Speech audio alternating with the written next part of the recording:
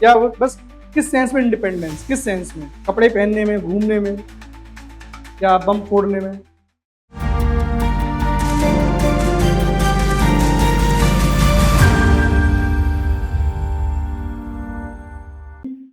या बस किस सेंस में इंडिपेंडेंस, किस सेंस में, कपड़े पहनने में, घूमने में, या बम फोड़ने में?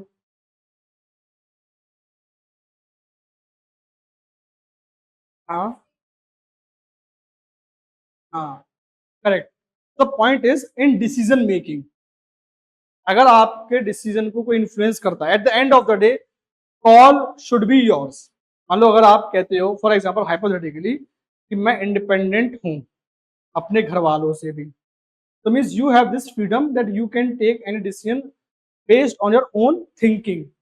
मुझे क्या पढ़ना है, मुझे कौन सा कैरियर चूज करना है ना, मेरा पार्टनर कैसा होना चाहिए, मुझे अपनी लाइफ में क्या क्या चीजें करनी है, मीन्स चॉइस इज योर।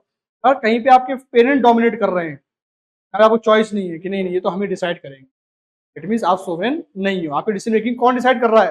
पीछे से आपके पेरेंट्स। और डिसीजन मेकिंग किसी भी लेवल की हो सकती है, फाइनेंशियल। मान लो अभी आपको हर चीज के लिए किससे अप्रूवल चाहिए? फादर से या मदर से, कि ये हम कोचिंग ज्वाइन कर लें, या हम ये टेस्ट सीरीज ज्वाइन कर लें, है ना, यही बुक ले लें, तो पहला अप्रूवल कहाँ से आएगा? फादर से आएगा मान लो, है ना, कि भाई नहीं नहीं फालतू पैसे नहीं है ना, या नहीं ये सब नहीं है। एक आपको इंडिपेंडेंट, आप देखो जैसे लोग कहते हैं कि जब मैं जॉब लग जाएगी तो मैं इंडिपेंडेंट हो जाऊँ, तो वो होती है फाइनेंशियल ऑटोनॉमी। और उसके बाद सोशल भी होती है, कल्चरल भी होती है। तो ये तो एक कॉमन मैन का example. But in terms of a country, तो जब हम गुलाम थे तो हमारी ऑटोनॉमी हमारे पास नहीं थी, ब्रिटिश के पास थी, है ना। इंडिया मान लो वर्ल्ड वॉर में पार्टिसिपेट कर रहा है तो किसके कहने पे कर रहा है? ब्रिटेन के। तो ये आप हिस्ट्री पढ़ते भी हो ना, कि गांधी जी और उन्होंने क्या कहा था, how India can become the party of the war without the consent of Indians. हमने बोला नहीं, तुमने इंडिया को क्या कर दिया? डिक्लेयर कर दिया, इंडिया भी हमारे साथ है। ऐसे कैसे साथ है भाई, है ना। तो वो चीज है। अब सोवरेनिटी में क्या होगा? Decision making, so it is related to basically your decision making ability. So it is related to independent और फ्रीडम इन डिसीजन मेकिंग। ये है इंपॉर्टेंट।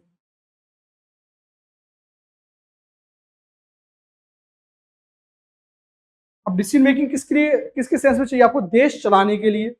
भाई अगर हमें अपनी कंट्री को चलाना है तो हमें क्या पॉलिसी चाहिए, हमें कौन से कानून चाहिए, किसके संग हमें रिलेशन रखना है नहीं रखना है ना, तो वो हमारा खुद का कॉल है। खुद का call in the sense Bharat सरकार, गवर्नमेंट ऑफ इंडिया, है ना।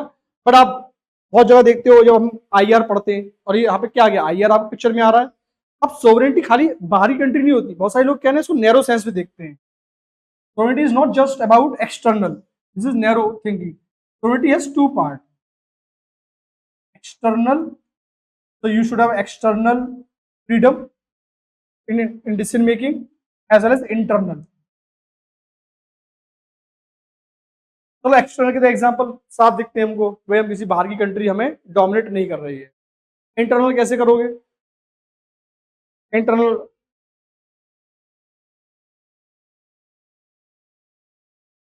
और बताओ।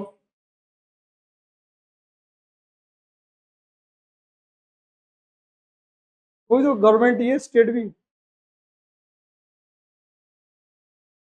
डिसीजन मेकिंग किसकी बात हो रही है? स्टेट की,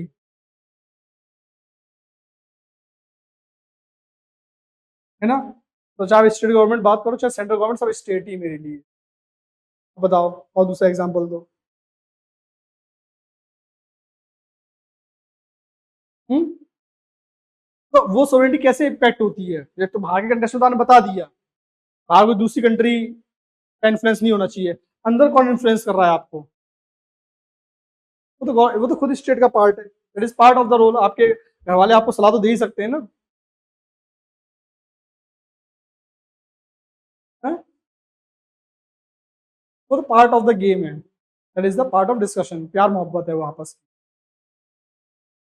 और बताइए, सोचो। मैं अभी थोड़ी बार इंटरनल सिक्योरिटी में भी आपका आता है, उसको उससे लिंक करो इंटरनल सिक्योरिटी से।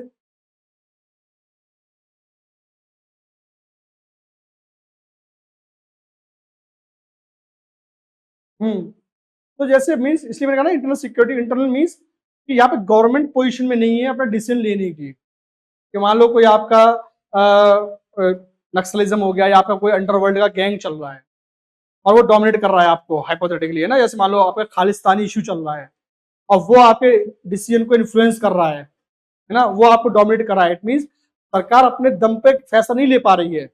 इंटरनली मान लो किसी ने किडनैपिंग कर ली, होस्टेज बना लिया अंदर ही अंदर। अब आप देखो जैसे बलूचिस्तान है, बलूचिस्तान में क्या हुआ, पाकिस्तान में ट्रेन पूरी हाईजैक हो गई, पढ़ा नहीं पढ़ा था ये आपने? हाँ, कितने पढ़ा?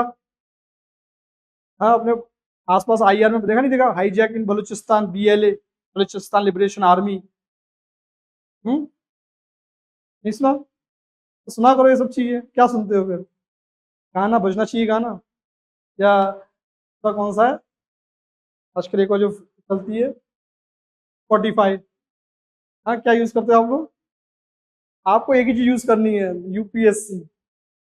आपके कुछ दूसरा बना ही नहीं है फिलहाल, है ना, एक ही गाना आना चाहिए, UPSC, है ना।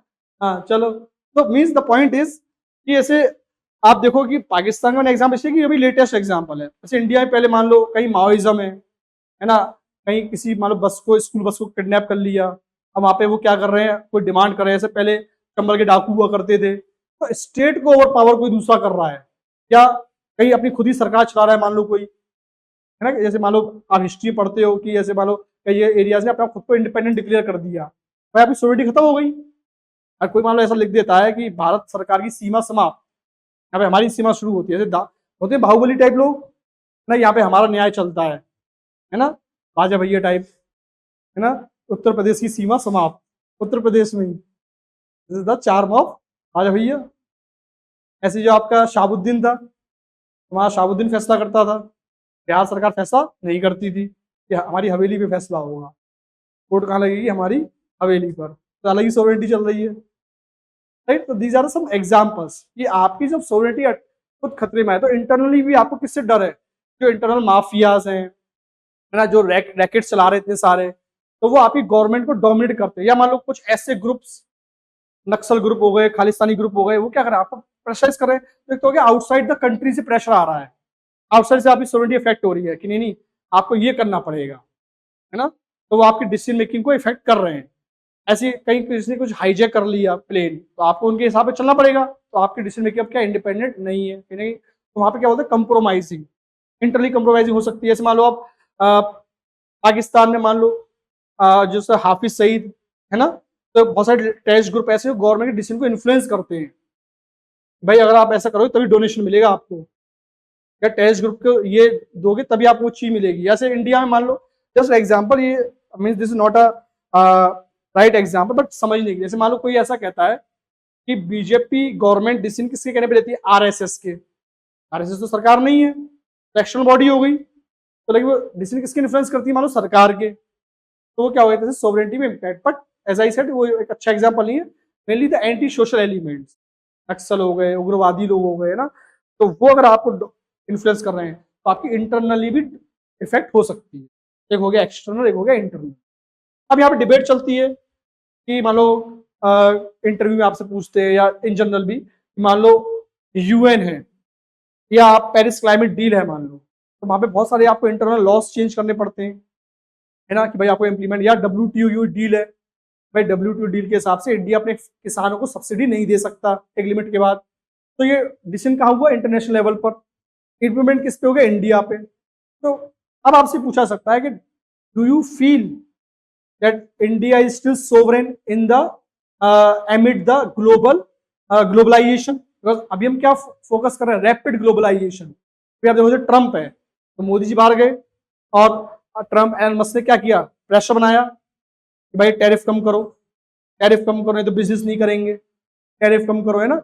या EV में टेस्ला को इंडिया में आना है, तो टेस्ला को आने के लिए क्या करना है, टैक्सेस कम करो, हार्ले डेविडसन इंडिया में सेल होनी तो क्या करना है, टैक्सेस कम करो, है ना। तो हम नहीं कर रहे थे, पर हमें दबाव बना बना के क्या किया, कम करवाया गया। तो इस तरह से आपसे पूछ सकते हैं, तो अब ऐसे में क्या बोलोगे फिर इंटरव्यू के सामने, अगर आपसे इंटरव्यू होता है, do you feel when Narendra Modi went to USA and when the Trump asked to reduce tariff and then Modi say yes my dear friend, so do you feel that India has compromised its sovereignty?